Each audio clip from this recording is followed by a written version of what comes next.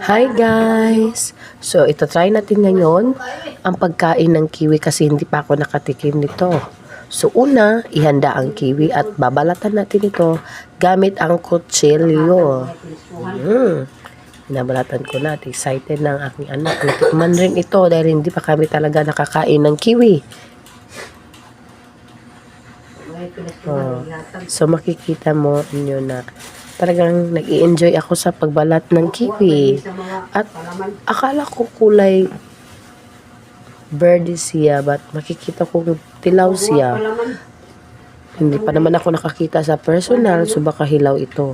So makikita natin mamaya kung malalaman natin mamaya kung ano talagang lasa ng kiwi. So binabalatan ko na siya. So malapit ko na itong matapos. Go, go, go!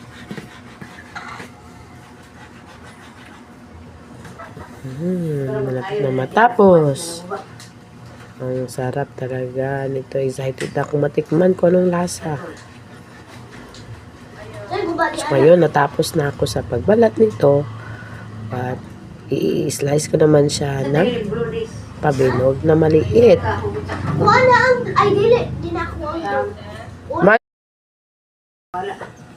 So, ngayon, ini-slice ko na siya. At tingnan nyo, excited na talaga ang anak ko na kumain ng kiwi. Hindi pa ako tapos, pero gusto na niyang kunin ang na-slice ko na kiwi. The moment of truth. Let us taste the kiwi. Okay, what's the taste of kiwi? Tignan natin.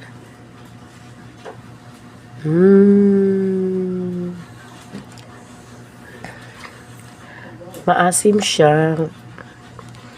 It tastes like mango. I thought it is sweet. Pero aslum jud siya. Aslum. Pero sige lang, we enjoy eating the kiwi. So from 10, it's 7 out of 10. So yummy, yummy kiwi. So, taste din kayo guys. Bye-bye. So, kakain kami ulit ng kiwi. So, yum, yum, yum. Yummy. Kahit maasim, yummy pa rin. Yum, yum.